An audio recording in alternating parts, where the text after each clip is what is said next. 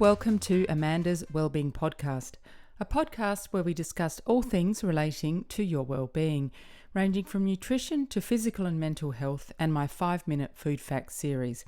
I'm Amanda Hayes, your host, a nutritionist with a passion for well-being. Before I introduce today's guest, I'll mention that although I will often be speaking with experts, any information or advice provided in Amanda's Wellbeing Podcast is not intended to be used to treat, cure or prevent injuries, disease or medical conditions, and is not a substitute for advice from your own health professional. Today I am here with Beck Butler. Beck is an endurance athlete, an adventurer, and the owner of a dedicated trail running shop called BKT-Trail. I'm really excited to speak with Beck today because she has done some incredible races, incredible because of the location and incredible because of the difficulty. So I can't wait to hear about that. Beck, welcome to Amanda's Wellbeing Podcast and thank you for being here. Oh, Amanda, thank you so much. So we are going to talk all things running today, and I'd like to start by chatting about trail running. So Beck, I know you've done some amazing adventurous races, but before we dive into that, let's go back to the beginning. So have you always loved running? Always. Yes? Always. Ever since. I don't remember ever not liking running. So probably, I was 1. Oh, okay. Did your parents run? Yeah. Right. They just also just ran in that they weren't competing or anything, but running was what you did. Yeah, they just enjoyed it. Mm. Yeah, so when I was playing hockey all through school and I would run with my dad a lot, but even before that we lived out in the country area of Mount Gambier, and I think everyone in my family just ran down the road. There was a particular tree that we ran to, and then we'd run back again. Oh, that's great. So you've never not run. Never not run, yeah.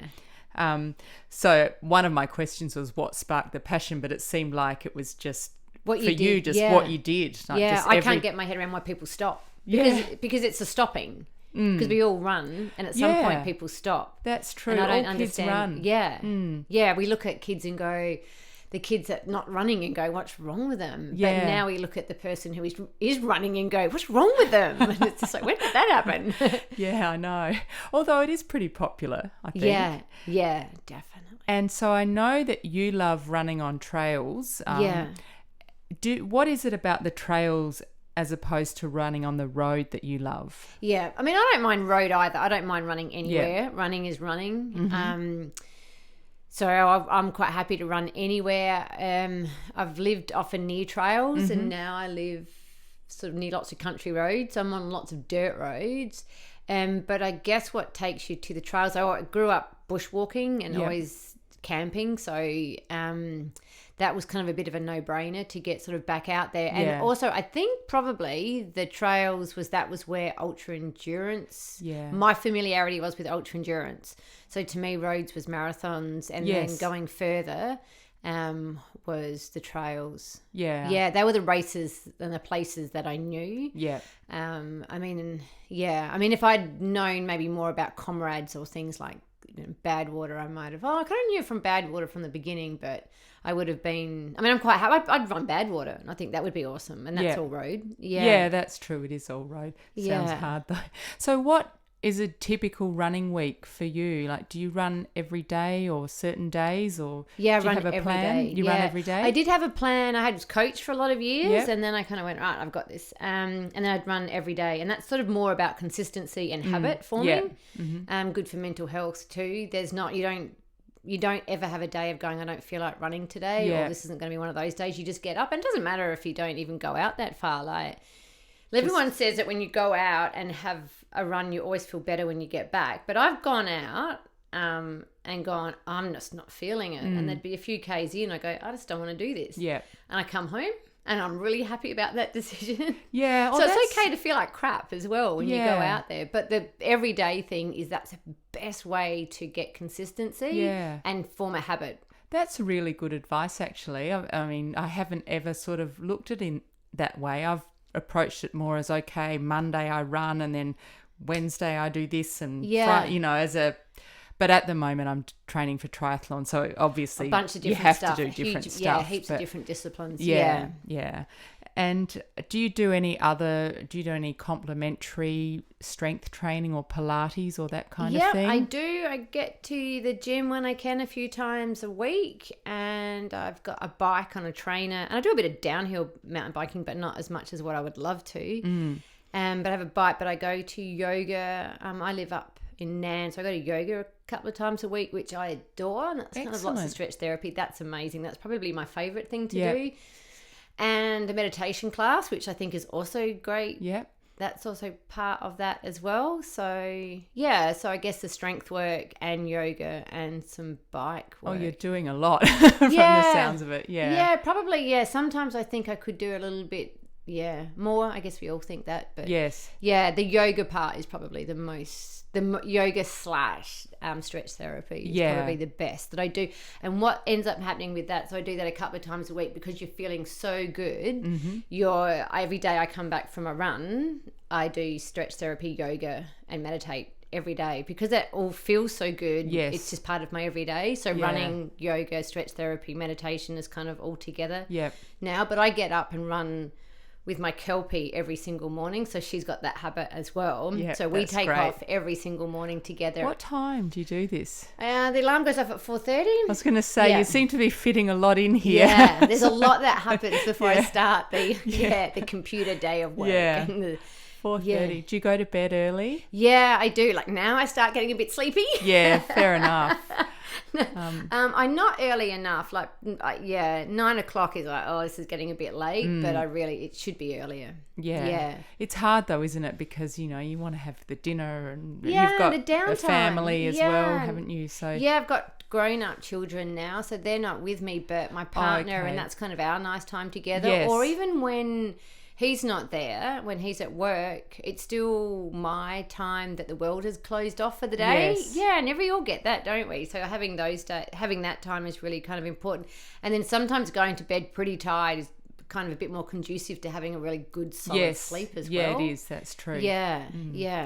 If we then start talking about some of the races you've done, because you've done some amazing ones, I'd love to hear about the Marathon des Sables, which is your first international event, I believe. And I've watched lots of docos about this and I'm absolutely fascinated. So I'm really thrilled to be sitting here with someone who's actually done it. So for people that don't know what it is, can you tell us all the basics, for example, where it is, how long it is, how many days, all those things? Yeah, sure. I'd love to. The Marathon des Sables is pretty special for all of us that went to it in the year that I went to it, and probably special for a lot of other people. It's like the grandfather of multi-stage races. So as far as I'm aware, it's the first. It's quite famous, isn't it? Yeah, incredibly famous. It's put together with pretty much close to perfection. So it's put together really, really well, and has a huge following. And there's lots of literature about it. So when you're getting ready to go, there's so much reading that you can do about people who have been there, but way more importantly about what gear to take. And I think that's what really set me up for everything else I've done since, was that I got all my gear pretty much spot on straight away. So it's set in March, April every year. April, I'd have to say, because I was out there when it was my birthday. It's just been postponed though till September. Because of the coronavirus? What a shame. Yeah, big shame. Just knowing some people that were heading out there, that's really devastating for them. But and you're in the Sahara Desert in Morocco. Wow. You make your way down to Ouarzazate, and then you'll stay at a hotel and you start. I didn't know anyone. I didn't know a single person when I got there, but there was 4 tents, so 4 times 8 people, 30, about 30 maybe Australian and New Zealanders. So we kind of got to know each other a little bit, I guess, before we went out there, and took a bus ride out to what would be the first bivouac. And at that first bivouac, there is teams from all over the world, but massive French contingent. And well, how many altogether? I think about 1,000. Oh, lots. I'm pretty sure there's just over 1,000. Yeah. I hope I haven't got that wrong. Like it's not like I can check like it's that, not don't. like 300 or something. I got that really wrong. I do think there was quite because it's massive. Yeah. And you stay out there in it's a tent, but it's like a fabric roof, and then on like carpet, and there's about 8 of us in each tent. And it's a race that is about 250 something kilometers, and you do that in stages. So stage 1, stage 2, and stage 3 over the first 3 days they're roughly about 30 kilometers. And then the 4th and 5th day is your long stage, which is 80 something kilometers. And then the final day is the marathon day, which is 42.195, and then that's kind of the finish, and you get your medal. But the next day is the Unity Day, so you put on a t-shirt, a UNICEF t-shirt, and you have a Unity walk into where all the buses are. We're still out in the desert. Nice. I love that. That was 7Ks. It is pretty tricky though, because you go to other multi-stages and you really compare it to this format. So what I loved about this format was you had 3 great days to start with, and then you really, I was scared about that. I was shitting myself about that long day. That was a distance I'd not ever run before. And the other thing is, before you go on, the thing that makes it really hard, not just the distance, but the terrain. Yeah. And the temperature, right? Yeah, it's like 50 degrees out there, but for Australians, when we travel overseas for races and they say it's going to be really hot, that's an advantage for Australians. Yeah. Even though it's hot for us, we are at an advantage. We can deal with the heat much better than lots of other countries. Yeah. So we're pretty good with that. But another really hard thing is that you're carrying your pack, which can be about 8 kilos. And is it true that you have to carry everything? Everything. Yeah. So in my pack, I would have all my food for the 1, 2, 3, 4, 5, 6, 7 days. So all my food for 7 days. So you're running calorie deficient. Yeah. And that was really tricky knowing what worked. Like I wanted to be super, super, super healthy out there. So I was taking out these protein shakes back then that were like fermented sprouted seeds. I had to hold my nose when I took it. And out there was such a bad idea. And now there's so much really beautiful, yummy, really healthy stuff I could have taken out.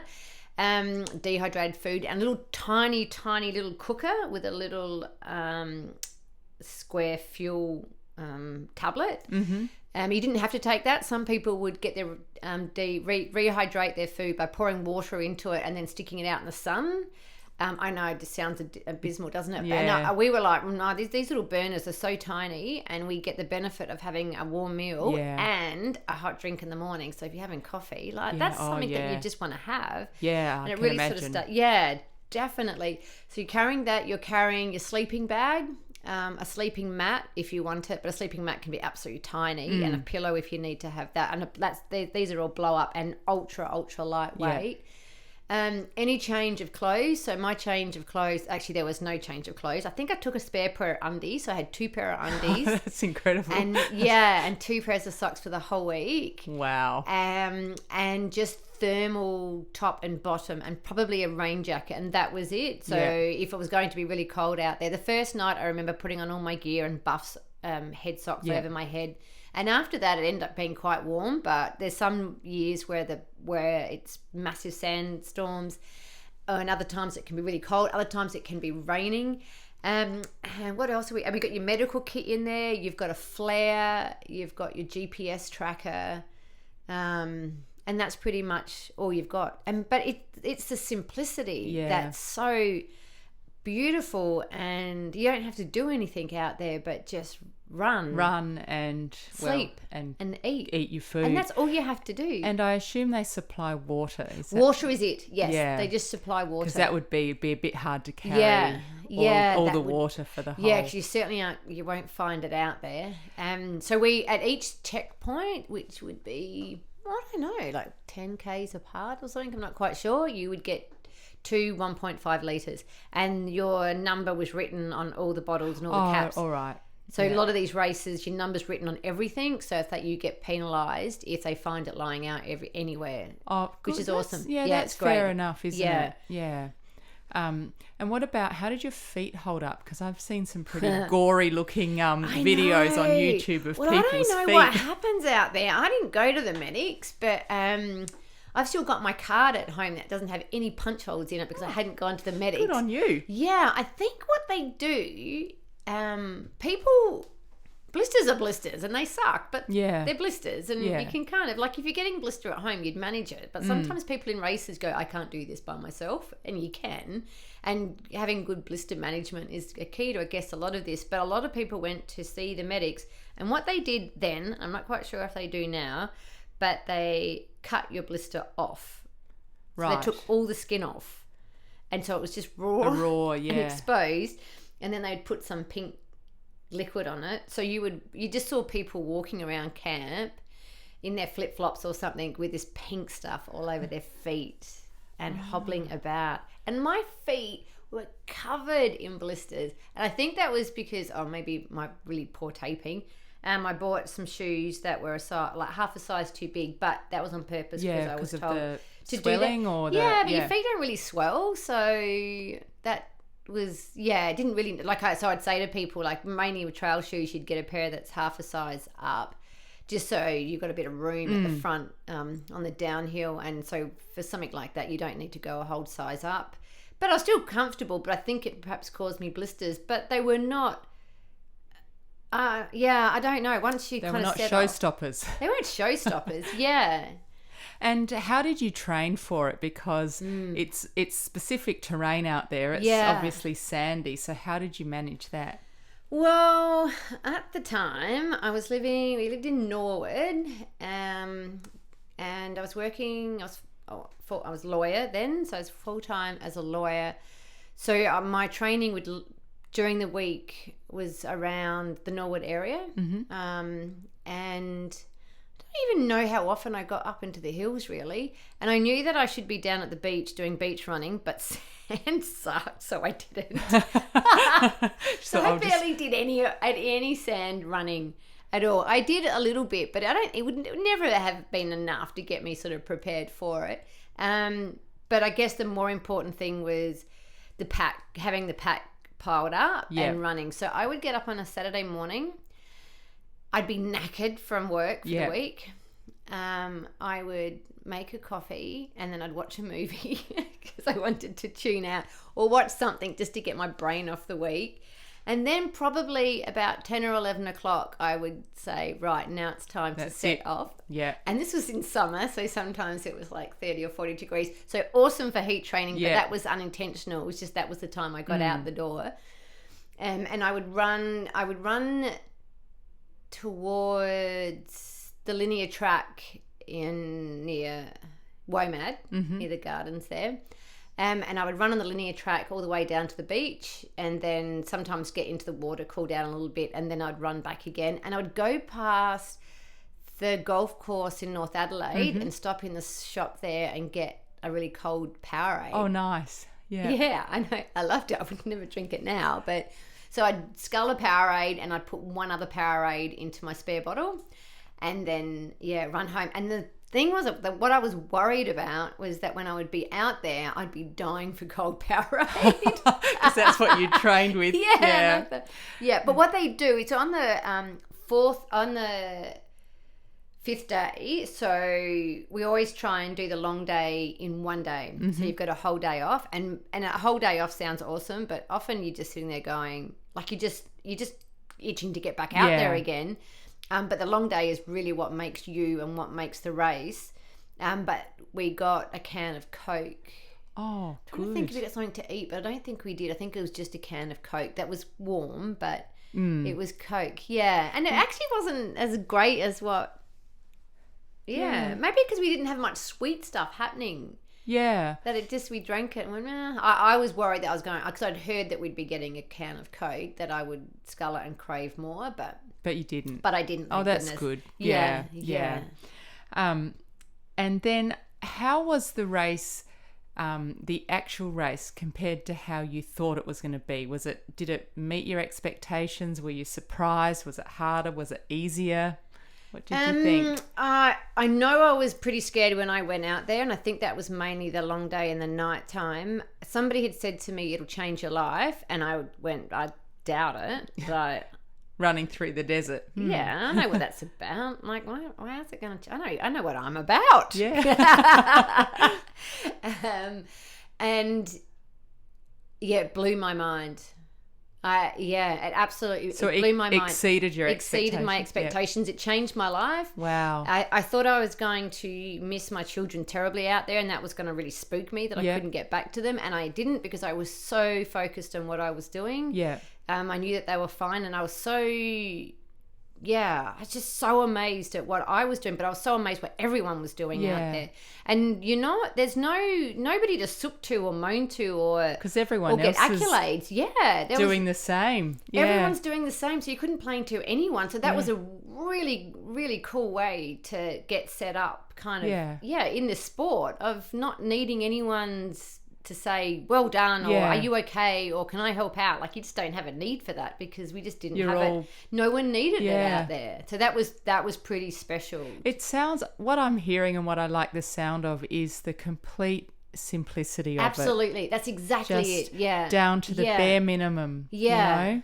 That's absolutely what it is, and that's why I often say to people to go out, and women go out and run one of these multi-stages and pick the right one. And something that you're drawn to, like get really drawn to, I guess, Marathon des Sables, because that was a really well-known and well organised, so that was pretty awesome. I've been on you're out there just looking after yourself. You're not looking after anybody else. And it's like you're saying, the simplicity is amazing. Like, when else do you get to do that? Because our lives are, I think, pretty complicated. I agree. I've got in my head all the time the lives of 5 people. You know, myself, my husband, my 3 kids.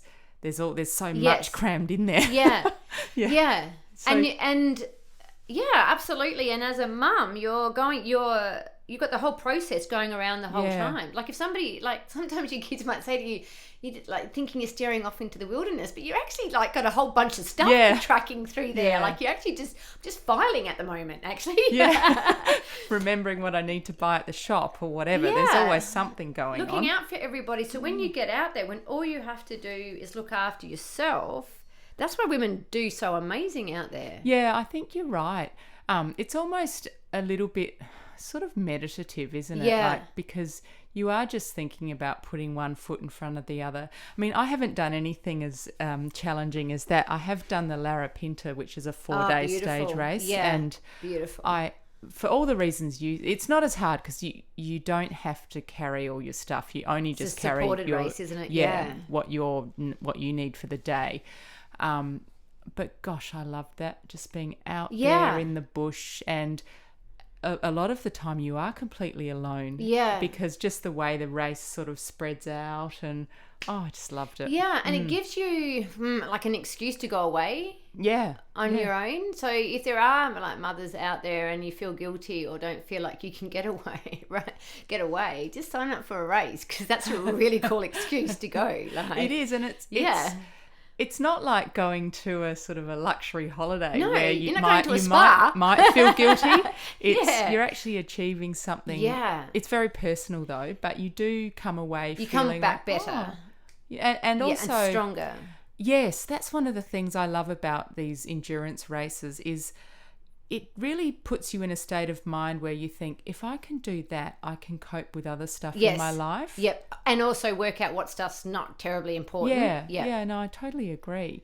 So one of the things I wanted to, along that line of thinking, was when you are out there and it's tough and you're sort of in physical pain, you go to this place where if you were only thinking about your physical pain, you would stop. But you can't stop, because you have to get to the end and you don't want to stop. And so it becomes for me like this mental mind over matter thing. Yeah. And so do you experience that too? And yeah, hugely. And I guess you would have, particularly in Larapinta, where you wake up tired and you've got to go again. Yeah. So I don't think, like in a single stage, people don't get that as much unless it's really, really long distance. But when it's getting up again, and I think that was the thing with a Marathon des Sables, that you got up the next day, like you were sore and tired, your shoulders caned, but you had to keep going. And it was quite amazing that you could keep going. So once you can do that, and you can do that, then that makes the rest of it easier. But going through, I think the things that have ever made me kind of want to stop, I guess, is if you're injured. But then I've been injured and kept going as well, but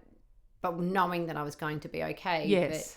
But, you have to sort of push through. But also, I didn't really have many options to not keep going. No, well, you're sort of out in the middle of nowhere, quite and literally. you spend a lot of money on this stuff, and you can't come back to your family and go, I bailed got on a that blister. one. Yeah, on day one. Yeah, they took me back to the hotel, and I just kind of sat around and waited till the plane flight you'd home. be so angry with yourself.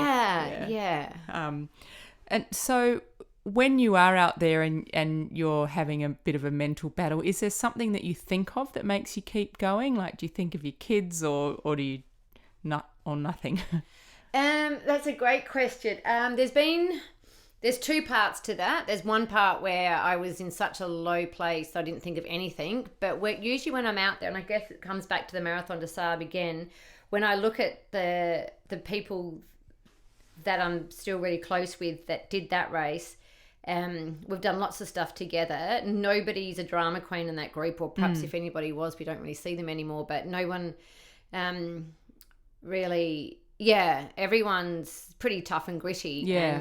And no one's sort of out there seeking attention, and everyone's has got their own, there's something special about everyone in a way, or what they're able to do. So that's probably the group that I think of. Mm-hmm. So I think that they're back home tracking me. Yeah. And they're not soft about it. They're like, come on, keep going. So you can do it. They know you can do it. Yeah, definitely. So often their words are in my head. Mm-hmm. Or there was at the Marathon des Sables, my friend Kylie, I watched the way that she powered up a hill, and I went, whoa, man, she's just like, that's incredible. So I just thought, I'm going to try doing that. I'm going to channel Kylie. So I channel her, and I've told her this. I channel her on most races.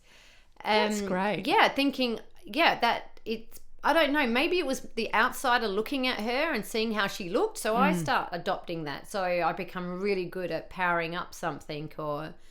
Yeah. Oh, so that's great. Yeah, channeling somebody else is always really, really fantastic. Like channeling people who are strong, people that are backing you, not people that are critiquing you and giving a commentary about you, or that the strong people in your life that are backing you. Yeah, think of them. They're only in them. your mind. Yeah, but I think that's just where your brain goes to anyway. Yeah. And you did mention that you've had an injury. So have you had many injuries?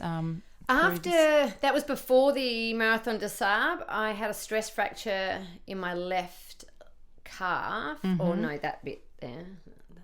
I'm pointing to the front bit. The front bit of my calf. Is it like, we're lawyers. We're lawyers. We're not doctors. The front bit. Yeah. The front bit. So maybe I went out a bit too quick after that marathon. So I'm quite mindful of that. But that's it. Every other injury I've had since then has been the dumb injuries. Running and not stretching or doing anything else until you felt pain. Yeah. So they were all the dumb, and we can term that. Let's just call them the dumb injuries. Yeah, so it sounds like you've got a pretty good routine going now to prevent that kind of thing happening. Yeah. So that's for most people. Like, don't wait until you've got the injury. Train. Do that now. Like, stretch, go to yoga, find Pilates, do something like, and that, because it's being able to do this forever. That's the thing, isn't it? You want to keep going. Run a little bit less and do yoga a little bit more. I think also when you've been doing these long endurance events for a long time, you do build up some kind of resistance to it. I guess your body just knows what to do. Definitely. I've listened to some elites lately that some of them are like some of the best out there. Like their longest runs for 100-mile races would be 3 hours. Yeah. They've Interesting, banked it. isn't it? Yeah. They've banked it's it. It's just consistency. Yeah. And then let's just quickly talk about, you did a race in the Amazon jungle. Yeah. And you said on your website, you say the race sounds insane, and it kind of does. So it is insane. It doesn't even exist anymore. Oh, is that right? Yeah. So where was it? Where did it was start? In Brazil and the Amazon, so in the north, up the very top of Brazil. Okay. So how did you even get there? Yeah, I found somebody, one of my mates who I got to know at the Marathon des Sables in the lineup to do our medical checks and gear checks and drop our bags, mentioned it, and I just said, right, I'm in. That's what I'm already excited to be here. So yeah, let's plan the next one. So that was set up for the following year. We flew to Sao Paulo in Brazil and then had a few other little planes to get us up to the top of Brazil and Santarém and then to Alto de Chão. My bag was left in Sydney. Oh, great. Good start. Yeah, so that wasn't fun. But the first time I saw my bag after I left it in Adelaide was on the beach at the base camp of where I'm about to head off. Yeah. So that was a bit unsettling. Kind of knew it was going to happen too, because we had to swap planes and you just thought, this is just all not feeling right. This is not feeling right. Yeah, I don't think they've got my bag. So I guess what was crazy about that was, and then comparing it to the Marathon des Sables, just because, and this is like with lawyer heads and stuff, if you can do something the best way, you do something the best way. Yeah. Yeah, and you have to do things sort of the best way. So you go into one of these races and go, no, they could have done this, or they could have done that a little bit sort of different. In the Marathon des Sables, you got access to a computer, and you only had a certain amount of characters, which was awesome because it just moved people on quickly from being on the emails. Was that what to write to your family would write and to say, one person. I'm okay. Yeah. Or whatever. Yeah. And then often those people would then post that onto Facebook for everyone to see. Oh, it's cool. kind of pretty special for people to read some of them. Yeah. Yeah, you look back on some of the things you've written and it's pretty intense. It's pretty raw. But then people can write in, and that's limitless. So that's pretty special as lovely, well. yeah. It's pretty amazing. I went to a race in New Zealand and they didn't do it. And I went, dude, you're missing out on an opportunity. One, that raw stuff about your race all over the internet is pretty amazing. Yeah. And receiving stuff, like in the absence of that, people are just going to get on their mobiles because it's New Zealand. And we don't want that. So let us speak. But whereas in the jungle, it was laptops and there was no limitations on it. So the front runners get in and just sit on for ages and then come back. So then the back runners would come in and couldn't get on, who kind of actually sometimes needed to vent a little bit on. They've obviously had a hard day if they've been out there for a long time. Yeah. So that's kind of, so just those little tweaks and things like that. But and then we'd often be we'd be in lots of local, they weren't really villages, but I guess they are villages, and just as in it's pretty sparse, and the village people would be at our camps where we'd hang up our hammocks, and they'd always have food there, whereas at the Marathon des Sables there was no food in the bivouac. You just didn't see food. All of the medical staff and the journalists, they just camped, we couldn't see where their camp was. Whereas here, everyone was mingled together. So the locals would be eating all this food, and the media people would be walking around with cans of Coke. And you would oh, that's not fair. Yeah, and the beginning days, it kind of gets really tough. And then when you get towards the end, or you've gone through the long day and you've got the last day to go, you'd go, but none of you have got this. Like this feeling I've got inside of me now. That's true. This is pretty awesome. But that was kind of pretty tough. But I guess the hard bit was on the long day. The long day on that one was over 100 kilometres. Far out. Yeah, it was too long. It was 110 k's. That's what I mean. It doesn't need to be that long. But I think the whole thing was she wanted to make it the longest. And I said, I don't get that mentality. Because you got to hold on to those little sugar hits for just such a small amount of time. Hey, then somebody has to do is do one for 120. They're done. Yeah. Yeah, so that was pretty hard. And I came out of the jungle into an aid station late at night with trench feet and tropical sores, and I was awful. You're not selling this. Yeah, no, it was awful. It was so bad. My friends were there. They'd DNF'd, so my mate gave me a hug and gave me his headlamp because mine had just got too much water in it.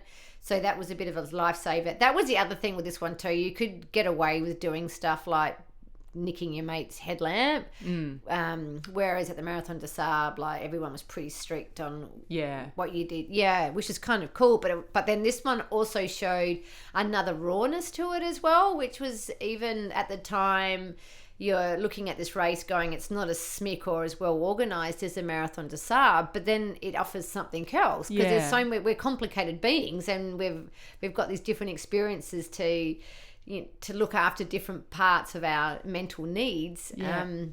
So I had my feet looked after then, and I still had 30 kilometres to go, and I was more broken than I've ever been before. Wow. I don't think I could ever be that broken in a race, because even if it's as bad as that, I've experienced it before and I've gone through.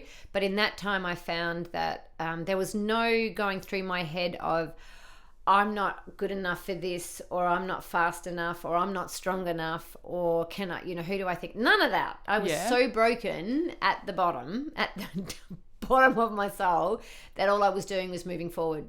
Just move forward. Shuffling along. Yeah, there was no thought going on. I'd never been that low before, but I've never got so much out of a race. But you finished it. But I finished. I never got anything out of it because of how hard and crazy it was. We were going through waterways in the middle of the night, into big waterways near the Amazon. Far out. In the middle of the night with no one else around. And that sounds pretty scary and dangerous, actually. Yeah, there was all kinds of stuff in the water. Like, I couldn't touch the bottom. I'm little, but I couldn't touch the bottom sometimes. And if anybody had gone under...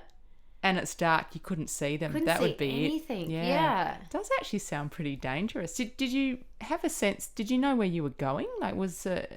well, I think there was one point we did get into a checkpoint coming from the wrong direction. So obviously a guy and I were going the wrong way, but I don't know. I don't think that mattered. You did look around, not quite sure which river you'd crossed, or whether the people on the other side of the river, you were going towards them or they were coming towards you. So I think I was with another guy. So being with somebody else was. I reckon it'd be pretty essential in that situation. Yeah. But a lot of them, like at these aid stations, they weren't aid stations, they were checkpoints. There would be a medic there. So they were all from England, and they were beautiful, lovely. They were really cool people.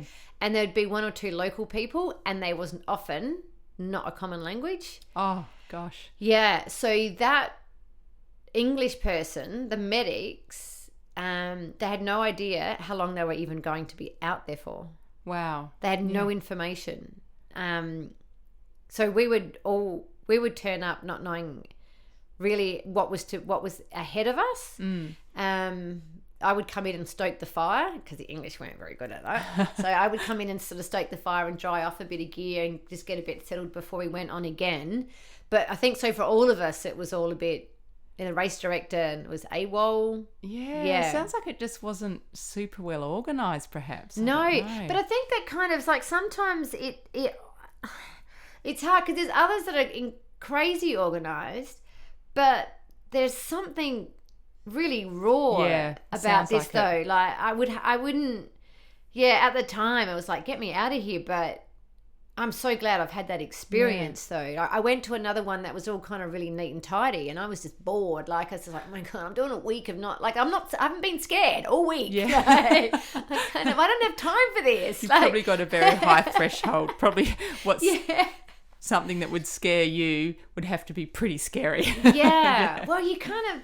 Yeah, it makes you feel alive. Yeah. And otherwise I just go off with a group of mates and do something. I mean, that's part of doing the race, is that you've got someone at least somewhere checking up. Someone knows you're out there, you're accounted for. Yeah. And I think there's some sort of safety in there. And when we came into the very last aid station, the last camp, and my friends were there, they'd DNF'd. There was only a few of us that had got through on that first day, but it was the next morning. And my friends I was so emotional. And my friend Richard grabbed my hammock and he goes, I've saved a spot for you. Like he'd saved 2 trees for me. And he had my hammock next to his and put mine just slightly in front of his so that I had the better beach view. Oh, that's sweet. Pretty, yeah, that was beautiful. I couldn't go into the water because my feet were... So what's trench It's when your feet get really soaked up and swollen with water, and it's really painful. My feet are still not super great since then, but I had tropical sort of sores in there, so I was weeping as well. So when your feet are dry, they burn like you're on fire, and when you're in the water, they sting like stingrays. So you're never in a really great way. And I had awful rashes down my legs. I had taken this is a lesson. I had taken the cheap malaria medication. Don't do that. Take the best one. I took the one and they said, there might be some sun side effects. And I went, nah, that won't happen. I'll be fine. I'm an an Aussie. Yeah. So I ended up with these insane rashes down my leg when I was out there on the long day. And I went in and I said, look at this. It was awful. My legs were red raw. Oh, gosh. They would give me, one of the medics goes, I'm going to give you an injection. All right. I don't know what it's going to be. I'm going to give you an injection. Do you want it in your arm or in your bum? And I went, well, where does it work quicker? And they went, it doesn't matter. Like, it's the same. And I said to him, well, then why would you put it in my bum? Why don't you just stick it in my arm? Yeah, exactly. There's like a lot of people around here.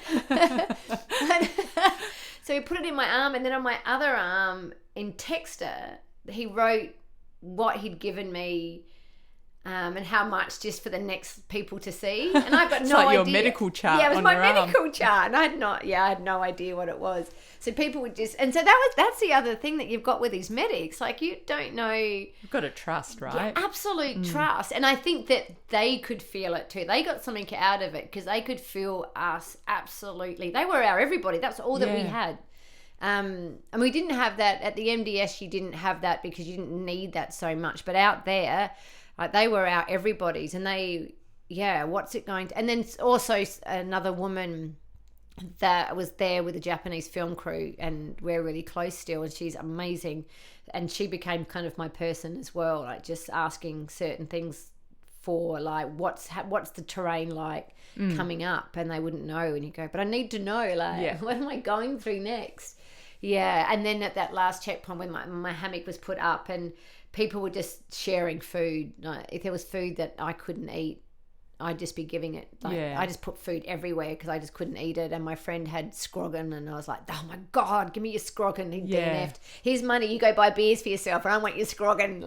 That's really nice, isn't it? That sense of community. And the trail running scene does have a really good sense of community, I find. I think so. Like when you're out there at your worst place, you do, people look out for each other. People are kind. Yeah, I think people are kind. brings out kindness in people. Because you can't really have an ego out there. No, it's really lovely to see egos dissipate out there. They can be there at the start with people, and that's why one of the reasons I really love the long distance, because by the next day it's gone. I mean, there are some that can be turds towards the end, but you can't help some of them. There's not many of them. They're few and far between. Yeah, I think so too. But most of them are. Yeah, you see this realness of people out there, which is pretty special. It's all pared back. Yeah, absolutely. That's probably the most special part. Yeah. About the camaraderie that's out there. In fact, when I did the Lara Pinta, I ended up running with two guys. We were about the same pace. You tend to gravitate towards people that, run at the same pace. Yeah. And we... this was about 4 years ago now, and we follow each other on Strava, always commenting. They're always the first to, give me kudos on whenever I do anything. And I know, it's a bond. Yeah, and we laughed so much out there. We just had fun, and that makes the time pass as well. Yeah. When you're running and you're having a bit of a laugh as well. So. It's a pretty special, that bond, isn't it? Yeah, it's part of your tribe, and you don't get into really pedestrian conversations either. Like like with some other friends, you might get into sort of more pedestrian sort of stuff. You don't do that with these people. Do you know, one thing I love about that kind of event is that ultimately you think, I've been running with these guys for 3 days and I don't even know what they do as a job. I know, because it's kind of irrelevant. Yeah. You know? You're just talking about just life and stuff. And isn't it nice when the occupation doesn't mean anything? It doesn't really matter what you do. You don't really care. Yeah. It's sort of, you have this natural bond because you're putting yourself through this, and most people like being out in nature and all those things. Yeah, and they're at your pace. They're your person when they're at your pace. We've talked a lot about running these amazing races, and let's talk about your shop. So BKT. It's called BKT-Trail. So you better first tell everyone what does BKT mean? BKT stands for best known time. Absolutely. And the idea is to not necessarily go out there and make it your fastest known time. Go out there and have your best known time. So not so much in a race environment, but when you're going out there to run any trail, track, route out there, and a lot of people are doing this not in a race condition, just on their own, and they're doing it as a fastest known time, which is awesome. And I think there's more and more people are going to do it all around the world, which is brilliant. It's so cool. And a lot of people, and it is really kind of a heads down, like, let's get there as fast as we can. So this concept of best known time is go out there and have your best known time. So still train hard and give it your everything, but exactly all those things we've just spoken about of finding your tribe, finding your people, getting lost in those moments and finding yourself, going out there and having your best known time. Oh, that's cool. Yeah, because I know what fastest known time is. I wasn't quite sure what the best was, but now I get it. Yeah.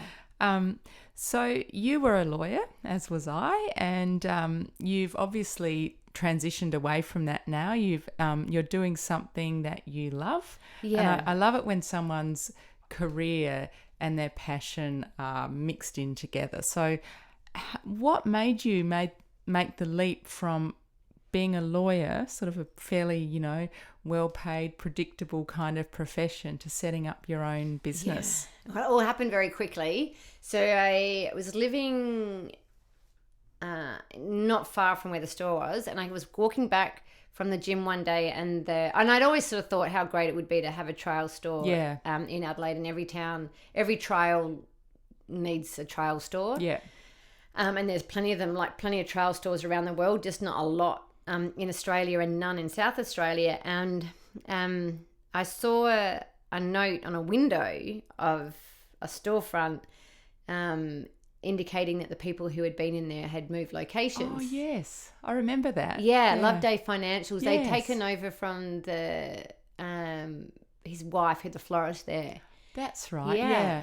That was on a Wednesday. So, of course, being a commercial lawyer, I found the agent and rang them up and had an agreement to lease by the Friday and came home and said, so it was pretty quick. It was quick. And I think that is the law background that you go, I know how to make all that work, and doing commercial law, I know how to make business work. I did lots of corporate governance with boards. I know how to make, I know how to fix problems. I know how to avoid problems, and I know how to run things properly. So I kind of had all that. And as a trail runner, I know how to do that part. And you knew what gear. Because it was more, from all the big events and multi-stages I guess I'd been on, I knew really what the breadth of the gear was that we'd need. And then the hairdressers, I had heard that she was leaving.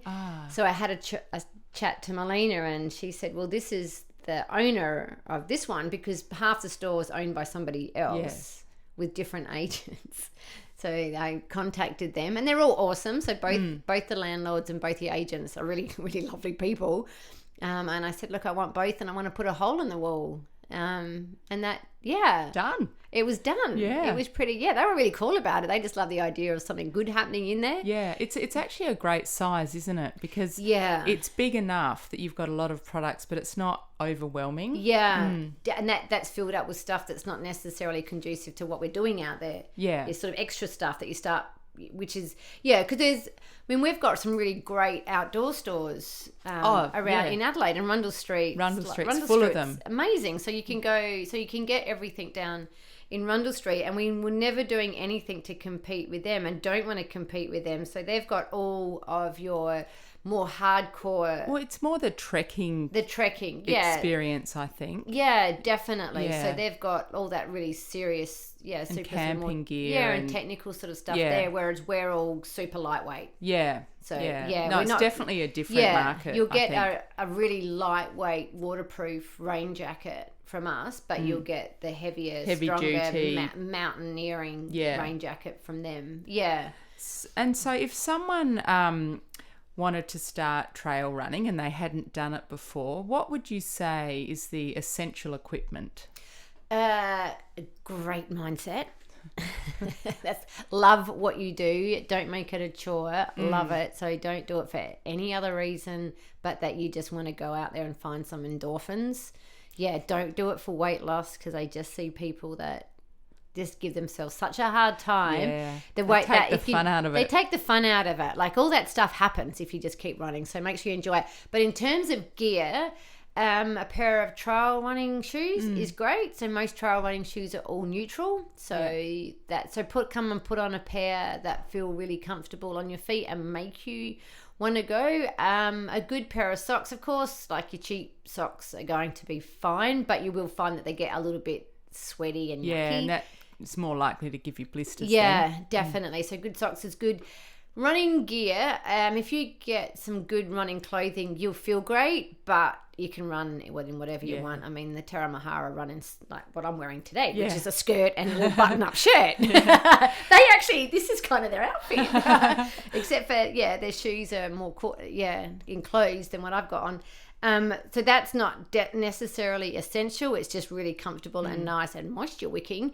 And then something, if you're going out there a little bit longer, and this is for anyone that's hiking and fast packing or running, walking, hydration vests is great. And they're different to what most people are used to. No, I won't say any brands, but the vests that you can get now feel like a piece of clothing. Yeah, they're so comfortable. Yeah, they feel great. They become part of your gear. And I think I'm really attached to gear. I think, again, from the marathon to Saab, like, this is the stuff that's with you for a week and now it's with you all the time. So it's your gear. Your pack, your vest is your gear. I mean, I've got lots of vests. I would often get a vest depending on what race I had, because I love to race as light as possible. So if I've got a race that's got virtually no mandatory gear, or I don't need any gear, then I'd be looking for something that doesn't hold much gear. Possible. Yeah. But a lot of people out there won't care. They'll just carry whichever. Can only have one pack, or are happy carrying a pack that's one size fits all in terms of gear. Well, I had one pack for nearly 10 years, actually. Awesome. So I took it everywhere. I know, it's great. Just for people that don't know, mandatory gear is a list of stuff that you have to have on you, and they do spot checks. And if you get caught without the gear, I mean, it could be like a rain jacket. Sometimes you need to gloves. Sometimes you need those silver kind of blankets. Your thermal blanket. Yeah, all that stuff. So, and it's really great habit to get into. Like, you love your mandatory gear. Like, I've been on races where I've used all my mandatory gear. Oh, really? Yeah. So mandatory gear is super, super important. Yeah. But love it. Like, love being responsible for yourself. Yeah. When don't see it as an imposition. Yeah, and don't look to other people to help you out. Be out there and be responsible for yourself. It's character building. And the other thing that I love about running, just back to sort of essential gear, is I always think it's such an egalitarian sport, because really at the end of the day, if you just have a good pair of shoes, you can do it. Because when I look at triathlon, it is insane. Yeah, of course. You know, there's so much gear you need. It can be so expensive. People spend, thousands on their bikes, and there's just so much kit. But running, it's like, you know what? You really don't need to spend a lot. You can, but you don't need to. No, absolutely. And if you've got, except for maybe Kipchoge and his shoes, but he still is kind of like the fastest man out there at that distance. But if you've got really nothing on you and you turn up, sometimes it's genetic, sometimes it's your training, but that will get you through. But I can imagine sometimes with a bike that having the lightest bike can be quite more, like, if you've got a couple of people that are pretty much the same in terms of ability on a bike. The bike, one with the better bike will win. Yeah, definitely. You don't have that with running. Yeah, that's right. It's just you, isn't it? Yeah, the shoes are really important, but they won't make you get to the podium. No. If you haven't trained to be on that That's podium. right. Well, speaking of shoes, I notice in your shop you've got the On running shoes, and I've been eyeing them off for a while because I've heard a bit about them. So can you tell us a bit about the backstory of those? On running has been, I think the first shoes hit the market in 2010. So they haven't been around that long, but have really, pardon the pun, hit the ground running. Yeah. And they've got predominantly road shoes with a trail option and now a hiking boot option. Oh, right. Didn't know that. Yeah, they're a Swiss brand and sort of their birth in Zurich. Yeah. With three mates that got together and with a running background who wanted to make something that, and this is often can happen with some brands of athletes saying, there's not a shoe out there that fits me the way I want it to fit me. I'm going to go make a shoe. And that's the story of On. And they're different from any other shoe that you'll see out on the market from their soles, which the cushioning on the bottom of the shoes, which they call clouds. Yeah, that's right. Yeah. Yeah, and their idea around that is that you get a soft cushioned landing. Yeah, but you get a more explosive takeoff, a firm takeoff. Okay. And the lugs underneath are soft in that you can move them around a little bit. Okay. So they've got sort of cushioning, so it's vertical and horizontal, so it kind of moves with the terrain underneath you. All right. Yeah, and then firms up as you take off. Have you tried them? I have, and I've got a pair of Cloud Flows that I wear them every day. I run with them, but wear them every day pretty much in the store. And I don't get home and need to desperately take my shoes off, which is a sign of a really good shoe. Yeah. I love our staff wear them, and they love the flows as well. And obviously the Cloud Ventures, which are really comfortable. Most people that have got them on put them on straight and love the shoes when they put them on. Yeah, and then work on. Then they may go to another shoe, but it's very loved shoe. Do you have a favourite running shoe? No, look, I'm really lucky. Well, no, it's not luck.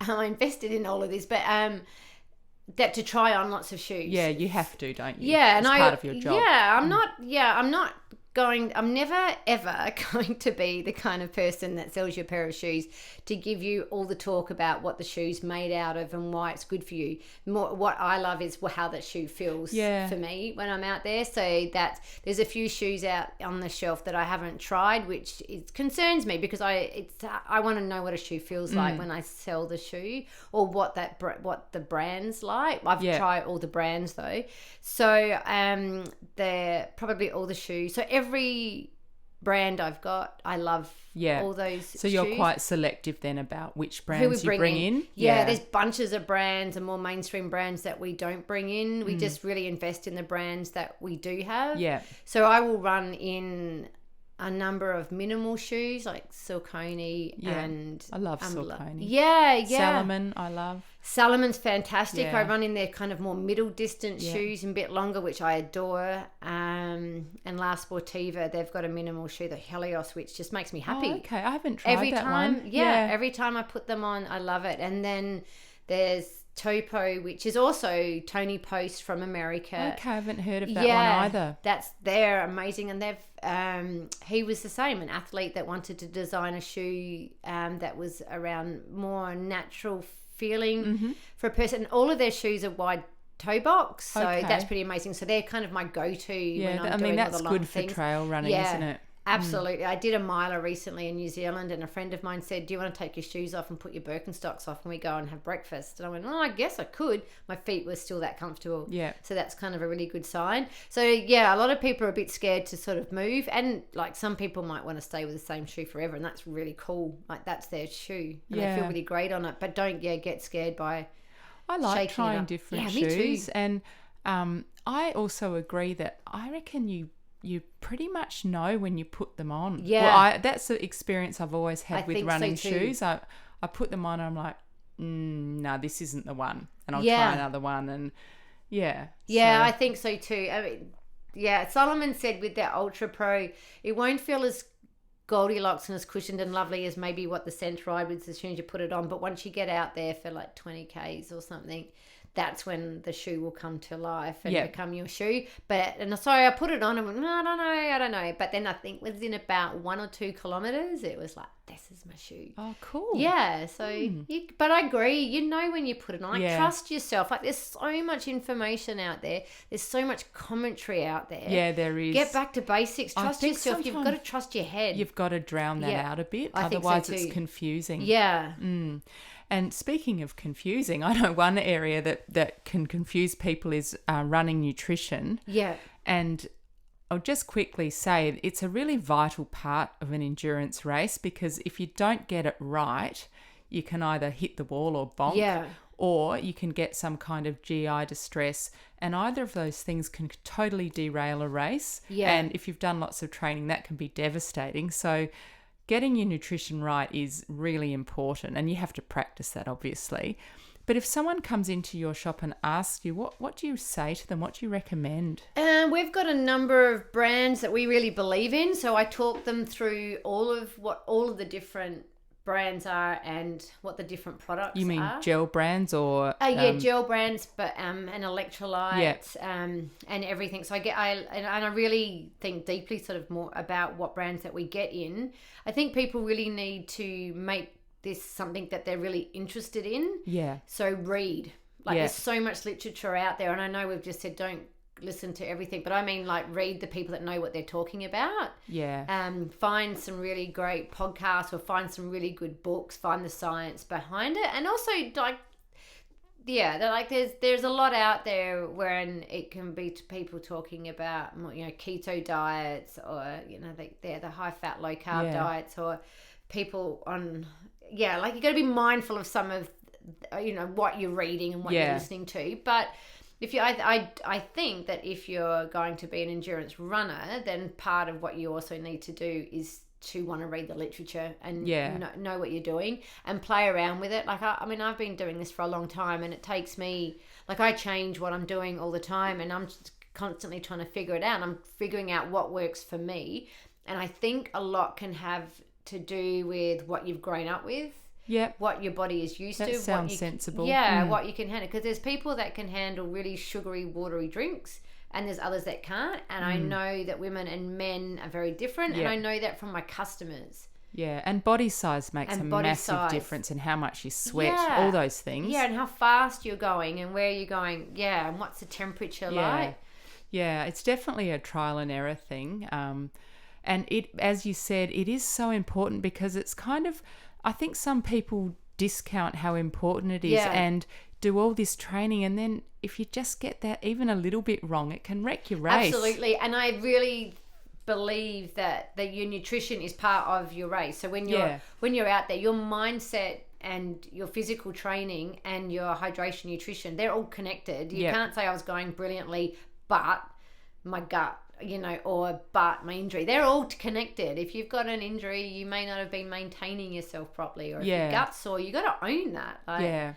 And the other thing is, when you're out there on a long run, you need to eat more to your watch than anything else, because you don't often feel like it when you're running, but you're like, okay, 45 minutes, it's time for a gel or whatever it is. So we do that. It's a lot easier, I think, in a marathon. You probably don't need much in a marathon, do you? Yeah, I used to take a gel every 40 minutes. I think I read that, and so I just took a gel every 40 minutes, and it worked. And that was kind of work between the aid stations, and everything always went great. That worked. I think it worked. And then it can get, like you say, a bit messier on the trails or in an ultra, because you could be climbing or walking or hiking and doing different things. But getting those electrolytes in, there needs to be something in your system. These are for for races. You need something in your system before you start, and then you need something in your system every hour. If it's liquid nutrition, just be sipping away at it constantly. Yeah, I like the gels, because for me that's more measurable. I know exactly how much I'm having, and I think the sweet stuff, after a while, if you're constantly sipping a sweet drink, it can make you feel a bit sick. For me, but that might be different for someone else. No, I think so too, and I think some people will say that if you're taking a sip of this drink consistently, and you can do that for hours upon hours upon hours, and days, in fact. And sure, your system can probably handle that and it might be best for your system. But if you're somebody, like you're saying, that you can't take in that sweet, there's going to be a problem. You can't convince the brain, which the brain's also doing lots of stuff like fighting off fatigue, fighting off bad thoughts, and fighting off a bunch of other stuff. Like, you ever tried to working out where to go if you're me. If you've ever tried to do a maths problem out there, no, it can't work. That's how much your brain's just not working out there. So then to have to deal with not being able to take something in, and I have that same problem. I'm just not very good with sweet drinks. Some of the gels on the market now are less sweet. There's some amazing gels. Spring Energy is pretty amazing. I haven't tried that one. I saw that in your shop the other day. I love Spring. That comes out from America, and that's some of there'd be like basmati rice, different organic fruit, nuts. Some's got hemp oil, some has caffeine, some has a bit of pea protein. They're all vegetarian. Some of them have honey in them, the rest are maple syrup. I think they're going all maple syrup, and but maple syrup's way down the list, so it's not the first ingredient. So they're delicious. And then Pure is pretty amazing as well, because that's mainly Australian, New Zealand fruit in there, so that's not a massive hit either. And then Morton, which is huge, like that's such a boom, and that is the highest sugar, but that's going to give you energy. You're going to be bouncing off the walls with that stuff. So that's got its role as well. Like sometimes I feel like I should be selling it out the back, like shh, out the back. It's amazing. Cool. So I guess we've been speaking for so long now because it's so interesting. I could talk to you forever, but I think we should probably start to wrap it up. I just want to talk finally about the link between well-being and running, because this is a well-being podcast. I've said before on several podcasts, it's quite well known, the link between movement or exercise and physical health. But what's also really interesting to me is the link between movement and mental health. Yes. So do you think that there is a link between, specifically trail running and mental health? Yes, 100%. Yeah, without a doubt. I mean, you can also, there's lots of runners who can't run and they get depressed, so it can actually create mental health issues as well. Yeah, that's true. Yeah, it's hard when you've kind of, you love your endorphins, you're not getting them anymore. But having that blood flow through your body, and being, so that helps. And then also having the endorphins. So you've got a couple of wins there. You're feeling strong. You've got endorphins, blood flowing through your body. So that's all physical, and that feels really, really wonderful. But when you're out in the wild, and the wild can just be just up on these local trails here, it's not in the wild being not built up areas, that it's beauty. Like, it's not, we're so caught up much in what we're seeing on screens these days, and there's such a disconnect that I think more and more people are heading out to the trails, because ultimately we all want to actually be connected. So we're looking at screens and social media connections, even though it's the thing that our real connection is. Our inner brain is actually not wanting us to be there. Like, this is kind of really common sense, but so being out on the longer distance and being out on the trails takes you away from the things that are disconnecting you to things that are connecting you, even though you could be out there on your own. Yeah. One of the things I think too is that when you are out on the trails, particularly if you're alone, you really have to concentrate on where you're putting your feet, and you're looking around you the whole time. So your brain doesn't have room for much else. And so I think just that being so in tune with what you're doing with your body, and not thinking about anything else. Yeah, it's magic. It's simple. Yeah, we keep getting back to that. It's the simple. It's what we crave, simplicity and beauty. And that's good for your mental health, isn't it? It's back to the elements. Yeah, absolutely. Yeah. Yeah. Oh, we recommend it, everybody. Even if you walk, you don't have to run. Yeah, no, walking's awesome. Like, that's what I said to my partner the other day. He's a downhill mountain biker. And I said, babe, do you reckon? Like, would you be happy to go hiking? Because we just get all these really, really wonderful people in the store that are off to do a number of different things, but predominantly the Camino. And so it's starting to just soak into my pores. And I said to him, like, would you be keen, like, to do a hike? And he gets a bit scared when I suggest anything. Well, I'm not surprised, given what you've done. And he goes, I guess I could do something for 3 or 4 days. And I'm thinking like weeks. But you know that once he starts, of course it's great because it's pretty amazing. And there's little huts and food places. So there'll be plenty of places to eat. Yeah, absolutely. So a lot of people do come into the store and say, they look at the shoes because they don't necessarily want a boot or a hiking boot, but they want a lightweight trail shoe. And they always say, now I'm not a runner. And I just wish they would stop saying that because we're not a trail running store. We're a trail store. It's all things out there, whatever your movement is. Like I run because I love it, but if like looking at some of these people hiking like in Switzerland and there's a couple and their dogs and they're going to different huts. Yeah, me too. Yeah, anything is good. Like don't worry about this comparison stuff. Like just get out there and enjoy it.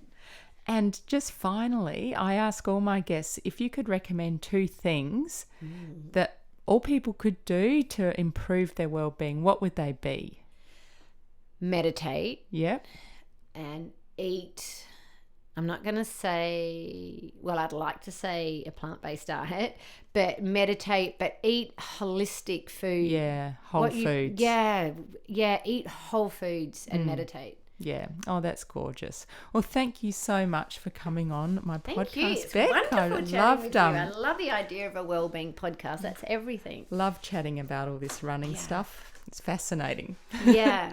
Thank you. Thank you. And that was Beck Butler, trail lover and owner of dedicated trail shop BKT-Trail. I'll put a link to that in the show notes, and there's also an online shop for people that don't live in South Australia. And I'm about to conduct a small experiment.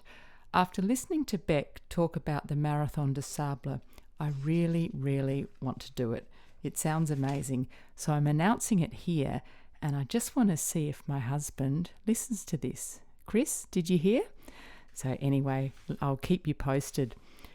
So thank you for listening. You can subscribe to my podcast, Amanda's Wellbeing Podcast, on YouTube. Hit the subscribe button, and while you're there, click on the bell to be alerted when new episodes are available. You can also subscribe on your favourite podcast app, including iTunes, Stitcher, Spreaker, Spotify or Google Podcasts, and you can follow the podcast on Twitter, Instagram and Facebook. Direct links to all social media can be found on the subscribe page of my website at www.amandaswellbeingpodcast.com. If you would like to contact me, you can send me a message via the contacts page on my website, and please feel free to suggest topics you'd like to learn more about and people you'd like to hear interviewed, and I'll do my best to deliver that to you. Producing the podcast is a labour of love. We put in a lot of time, money and effort behind the scenes. So if you enjoy Amanda's Wellbeing Podcast and would like to make a contribution via Patreon, PayPal or by Amazon, to help ensure we continue to provide you with excellent content, please visit the Contribute page on my website. Finally, please take a minute to leave a rating on iTunes. It improves visibility, it helps people find the podcast, and it will help me source excellent guests. Thank you for tuning in. Eat well, move well, think well.